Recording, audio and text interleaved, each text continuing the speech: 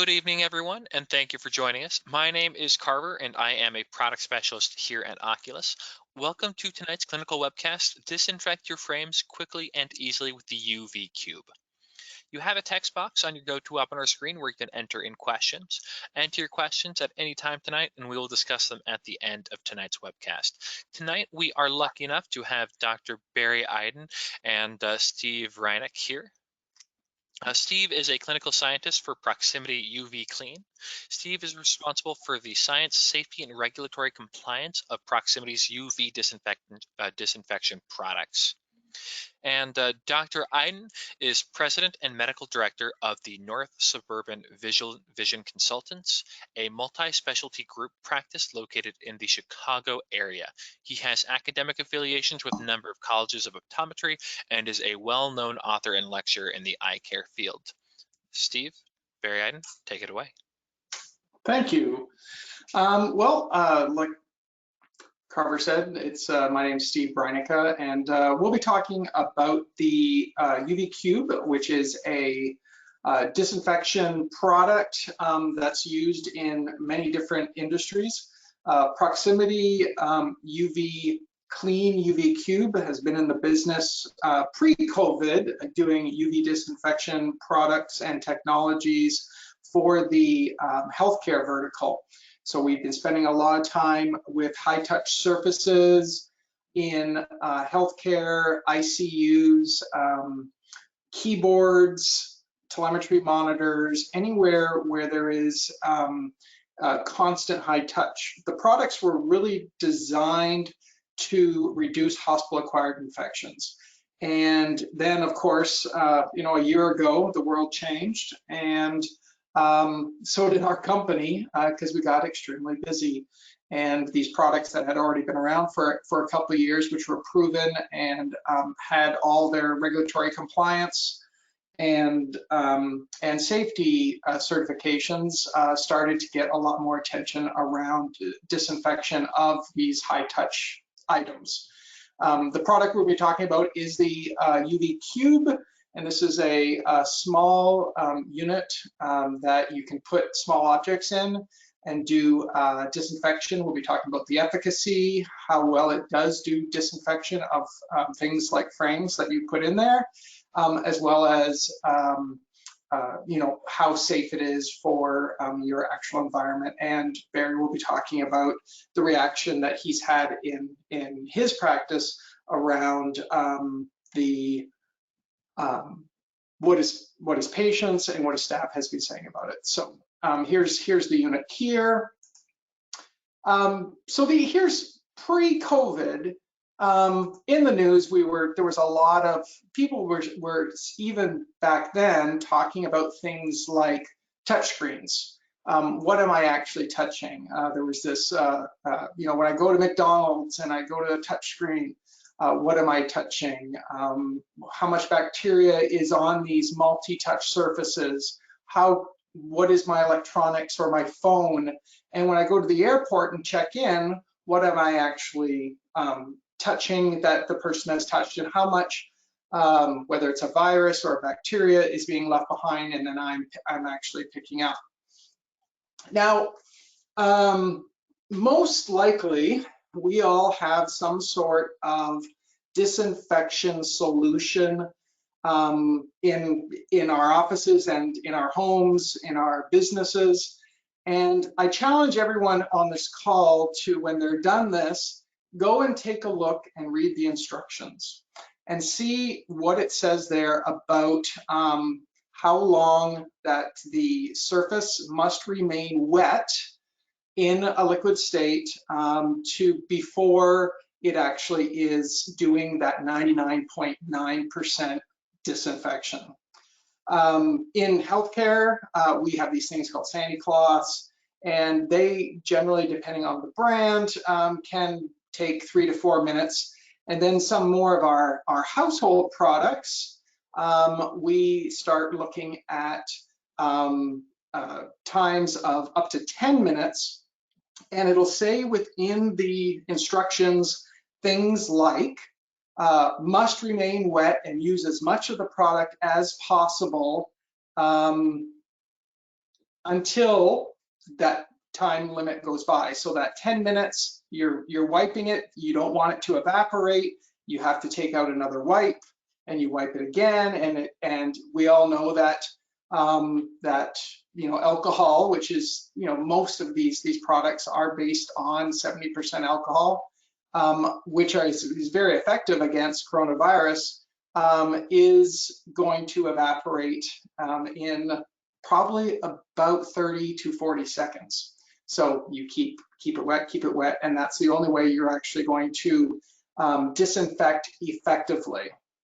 So I'm going to show you the UV Cube, go into sort of this is in my home office, and this is sort of the out-of-box experience of what a UV Cube is. So the unit itself is very well labeled. It's used in many different healthcare facilities. The dental industry loves the UV Cube because it is a great product for things like pens, small items within their individual operatories. When it arrives, you'll be unpacking it like I am here, and then you'll have your nice little box with your power. The unit, when you turn it on, is going to show 3 zeros up top. So, and then it has 3 different cycles: UV clean and dry, and UV clean and store. When you open up the unit, there's 4 UV LEDs on the inside. There's a rack. You will stack, let's say you're dealing with frames. I'm going to throw a small tablet in there. And when you're done, you close it up, you press a button, and it does a 180-second countdown. In an upcoming slide, I'll talk about the efficacy. Really, you're going to get to 99.9% efficacy or disinfection, and we'll talk about what organisms we tested against after the first 30 seconds. And then you're going to get to higher log kills, or 99.99, 99.999. So a lot of people will say, well, how does UVC work? Well, first of all, UVC does not occur anywhere naturally on Earth. It is completely blocked by the stratosphere, atmosphere, and there is no UVC energy that actually reaches the Earth's surface, which is a good thing, because UVC energy, the way it works, it actually manipulates DNA and starts stripping bonds within DNA and RNA, and that's how it actually inactivates or kills bacteria, viruses, fungus, mold.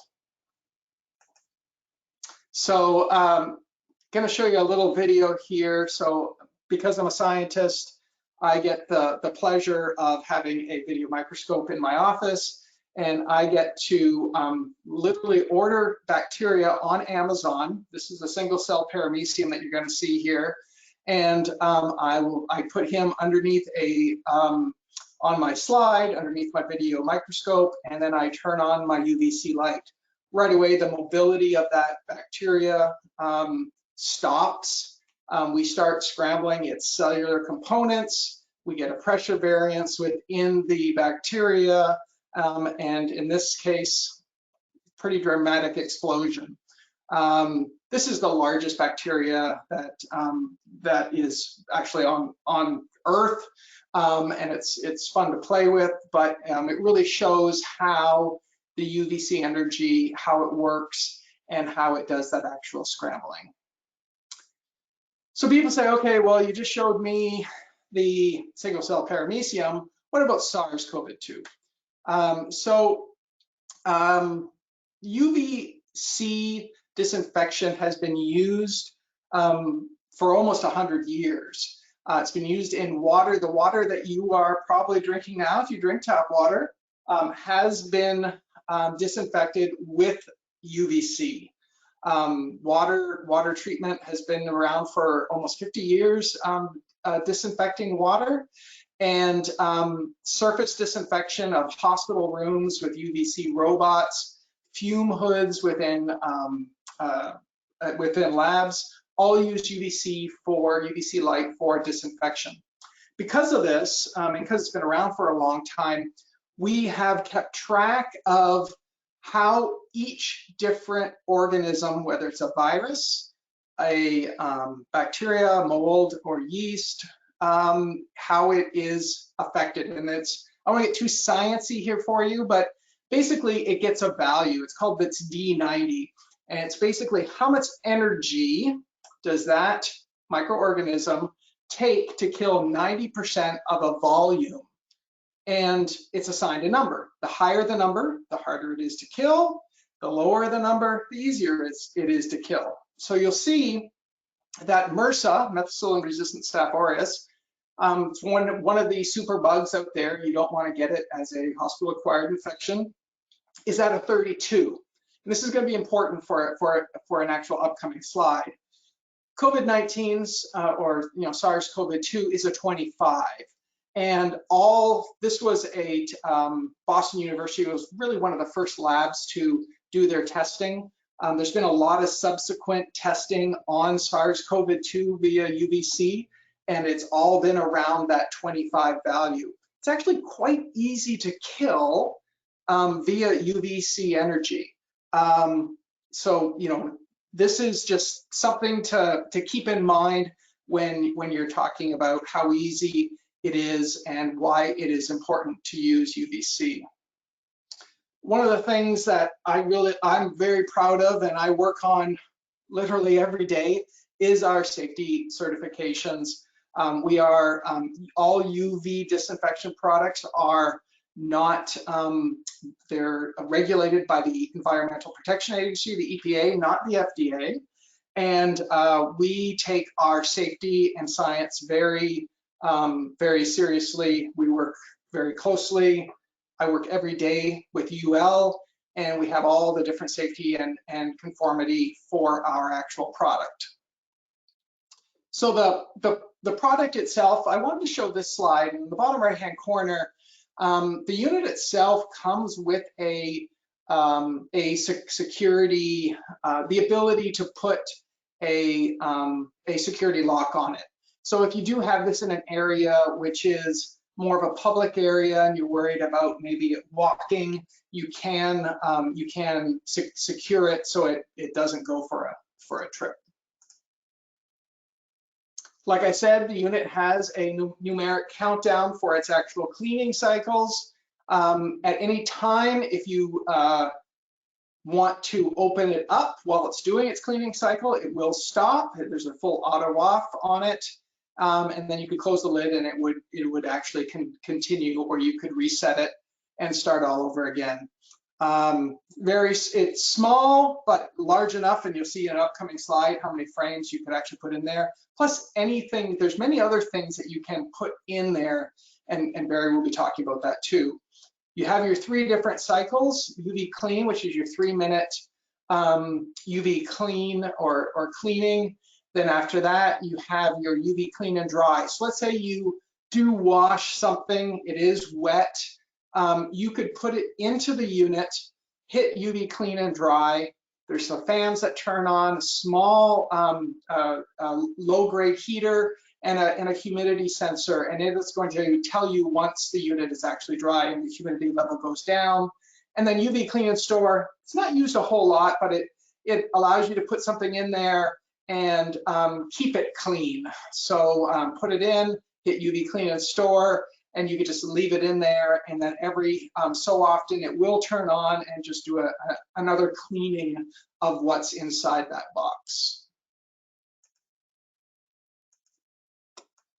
So we do third-party efficacy testing. So all of our products have to go to a third-party lab.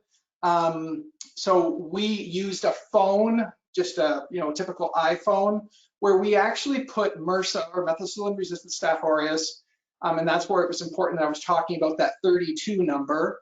On discs, there's literally, we put 4 million of them on a 10mm stainless steel disc, and place it into the unit on the top of the phone, the bottom of the phone, and then turn the unit on and we did 60 seconds, 120 seconds, and 180 seconds. And you can see the actual efficacy there. And we're getting greater than log 5 or 99.999% reduction of that actual bioburden. So extremely, extremely disinfected. When you get a UV cube, you'll also get one of these sample cards. Now this is, let's say you want to every now and then check on the unit and make sure that it is actually still working. I can tell you it will be, but this is used within healthcare. If you do have a QC process that you want to adhere to, you could use a dosimeter, and these are available from OCULUS as well. And this is just a card. You put it in, you run a cycle, and this is what the dosimeter would look like after 30 seconds, 120 seconds, and 180 seconds. So I'll turn it over to Barry now. You can talk about some of the actual uses for the product. Thank you very much, Steve. It's a pleasure to be here this evening. Hello to everybody.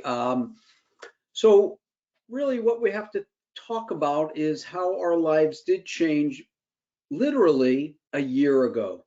Because I realized this morning when I did a quick look at Facebook in the morning during breakfast, a memory came up, and it was from 1 year ago. And it was an image of my laptop doing a Zoom meeting with my kids. And I have 3 children, all with significant others, 2 living in California and 1 here in the Chicago area. And I realized it was a year to the day that we had to close our practice down to anything but urgent care. That's today that this happened. It was quite an amazing emotional response that I had this morning. Well, our lives changed dramatically ever since then. And I remember those weeks that I spent trying to figure out how we were going to approach this situation when our practice reopened. We knew we were going to be closed for a period of time other than for urgent care, but we had to put in place all of the processes and rules and regulations to make it a safe environment for patients to return to, as all of us have. We've all done that. We came up with protocols, and we had to educate our staff and then ultimately share that with our patients. And disinfection is the operative word. And that really hit us hard in terms of what would go on in our optical. And what we did, and did for quite a long time, like most of us did, was to come up with solutions, liquid solutions, that we would use for our frames after patients might be trying on in our optical. And that's what we did for quite a long time until we started to use the UV Cube. I didn't feel great about it. It just didn't feel like the most advanced method. And to be honest with you, our practice has always prided itself in our technology. And this was really quite low tech, although perhaps an effective way. In any case, I looked at many UV, other types of UV units, mostly on Amazon, like most of us did. And when I did my research and looking deeper into that, I felt that the efficacy was really lacking. And I think Steve can comment on that in some of the more commercially available kind of online UV units, comparing it to the UV Cube. In any case, when we were fortunate enough to bring in the UV Cube, the first way and the primary way in which we use it is for our frame treatments. So when a patient is trying on a frame and evaluating it, selecting, afterwards, we put it into the UV Cube for our 3-minute, 180-second cycle, and then it can be replaced on the board. But as you can see from this slide, we're starting to think about many other ways in which we can utilize this unit. Things like our condensing lenses or gonio lenses, because we try to avoid using alcohol on them because they can be damaged. One thing that was brought to my attention, and now we utilize it any of the times that we might use a trial frame.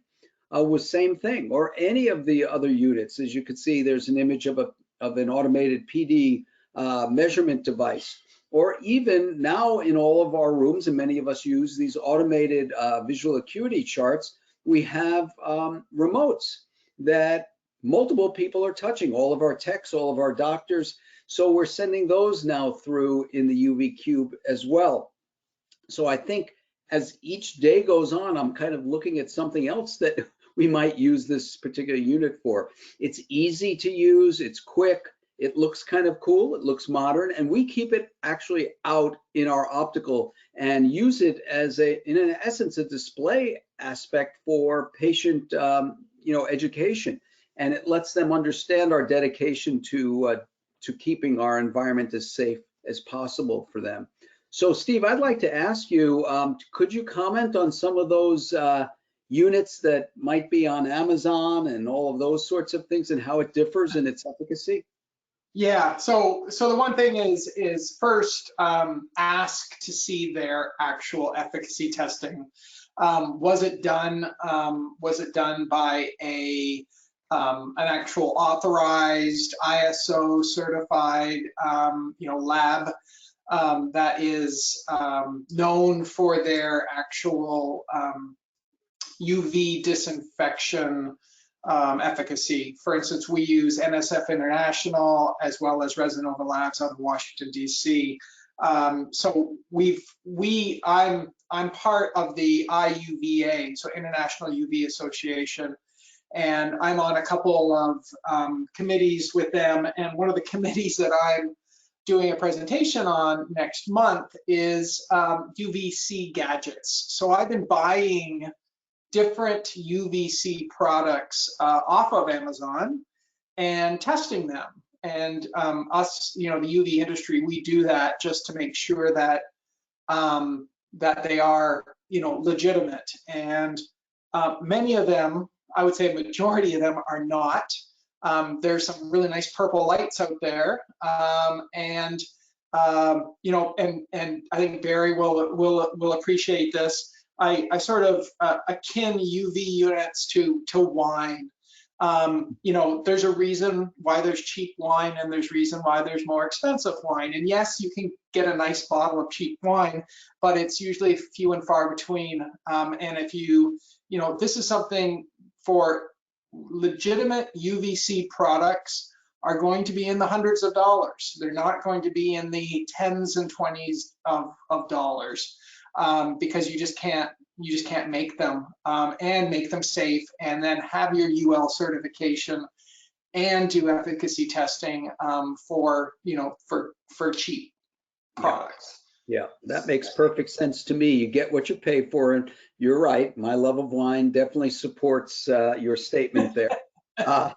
One of the things, if you look at this image, I'd like you to also comment, Steve, if you can, in terms of the placement of the frames, what should be done and what should be avoided. Yeah. I mean, you definitely want to do one layer. So you can see here we have there's 7 frames in there. I think it'll hold. Oh, there's 8. There's one on the bottom there as well. So just keep it to a single layer. It is 3-minute cycle, so it isn't a long time. You have 40 UV LEDs, and there's reflection that's happening. So they're on the bottom, they're on the top, and you're going to get everywhere within those. So try not to pack things in there. One single layer. One other thing, my wife has run a dental office for almost 30 years now, and they love their UV Cube, and they've been using it a lot. For things like pens. Think of all the forms and things that people are, multiple pens. Like, you might want to give your pens away, you might want to reuse them, but even throwing things like your pens in there, and they use it for that very, very routinely as well. Another one that I started to use it for at our practice, we have, so many computer terminals, and the mice that we use are remote.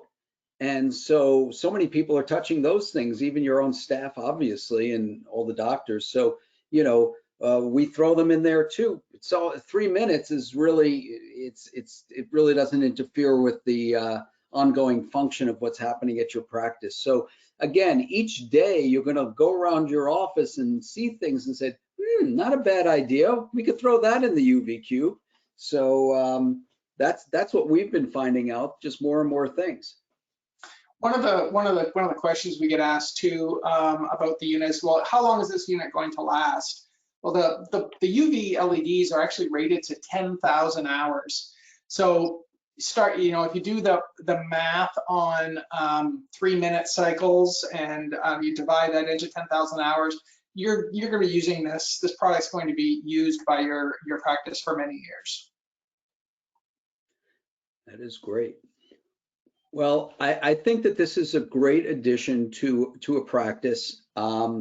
I think it really sends the message to your patients of your dedication to their safety, which today is important. And let's all be honest, if we look back at what we did in pre-COVID, we thought that we kept our environments as disinfected and safe as possible, but we have to be honest with ourselves and realize we all could have done a much better job.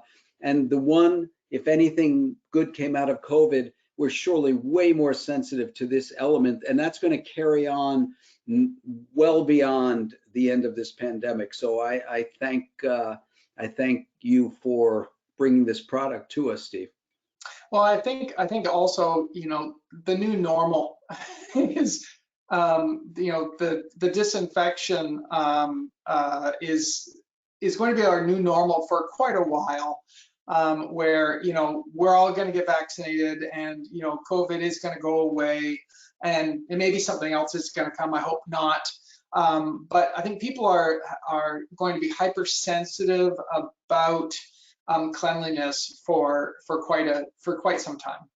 Yeah, I agree. Matthew, I think we've come to the end of our presentation. I don't know if you've got questions. Yeah, Steve, Dr. Eiden, I appreciate everything you guys have talked about so far. I've been fascinated looking at all the efficacies and the amount of energy needed to kill off 90% of all these different types of bacteria and things like that. And we do have a few questions from the audience that I would like to ask you. So I'll just leave a reminder now, if you have any last minute questions, go ahead and enter those and we'll try and get those answered fairly quickly so we don't keep you all too long. But our first question is, can you use the UV cube to sterilize forceps, etc.? Yeah, so I'm going to kind of jump in, and Steve, you do the same. I do not believe that the unit has official capacity to do that for medical instruments, and we surely are still, we have an autoclave at our office, and that's what we use for our disinfection. So I don't think so, but Steve, can you jump in? No, it's you are correct. This is a disinfection device, not a sterilization device. So even though the definition of sterilization is beyond log 5, and we do get beyond log 5, the product is not certified by the FDA as an actual sterilization product. It is a disinfection product. Perfect. I have a question about the exact dimensions of the product for those practices that are, worried about how much space the device might take up. Yep. So the outside is about 12 by 10.6 by 6 inches. So there's your sleek and stylish design line. I've seen it in person. It is pretty stylish. All right. What is the long-term effect on frame materials when you are putting them under this UV light? Sure. We get questions not just on frames, but any other type of plastic or materials. There literally isn't any. The amount of UV energy that is going through here is enough to do the level of disinfection that's needed, but any damage, I was kidding with Barry earlier. It's like, If you ran the same set of frames 10 times a day for 10 years straight, you might see a slight difference from the frame from 10 years ago.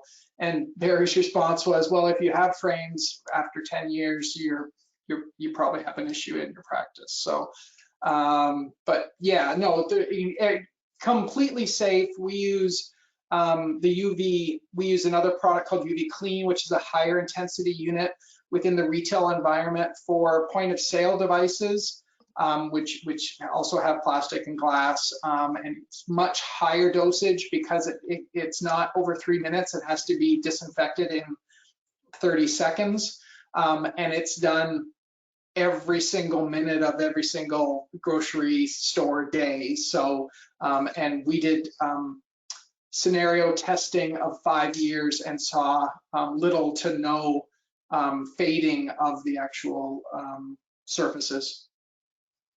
Perfect. Can I actually have you go back to that slide that just listed the dimensions? I think people might want a little bit more time to write down those dimensions. Perfect. Yeah, we can see that the outside is again about 1 foot by 1 foot by 6 inches, about. And then the inside is 9 inches by 7.25 with a 3.5 inch clearance. Just to comment, we have ours on one of our, central dispensing tables, and it doesn't really take up that much space. There's plenty of free space. It really is not a problem. Awesome. All right, I have one final question for you, and we'll end it after this. Are there any materials that you can't place safely inside the box? I have not come across anything that that you need to worry about placing inside the box at all. One thing that you will see in the manual, and it's not a huge deal because most people don't use it. If you're using the UV clean and dry cycle, it is recommended you don't put a product in there that has a battery because it does heat up in there a little bit for the drying cycle. So if you have a remote, you would just use the UV clean cycle and not the UV clean and dry cycle, because there would be a battery in there. But outside of that, no, you're good to go. I think Barry, I think you mentioned contact lenses earlier when we were talking prior. So I don't know if you want to comment on that. Yeah, just as we were alluding to when it comes to therapeutic instruments, there is no approval for contact lens disinfection either at this particular point in time. So I know one of the thoughts that people would think, oh, maybe I can put my contacts in there because there's so much of a challenge, but we do not have approval as an appropriate contact lens disinfection methodology at this point. That is an excellent point. All right. And so for the final question, I know on everyone's mind is how do I get one? If we go back to the final slide, we have a link where you can purchase one directly on our website, or you can reach out to us at sales@oculususa.com. And we'll also be providing you some information following up along with a recording of this webinar via email. It's been great to have you all here tonight, and thank you all so much for attending. Steve, Barry, do you want to say a good night to our wonderful audience? Yes, Well, thank you. Thank you for joining us. Yes, absolutely. Thank you, and be safe.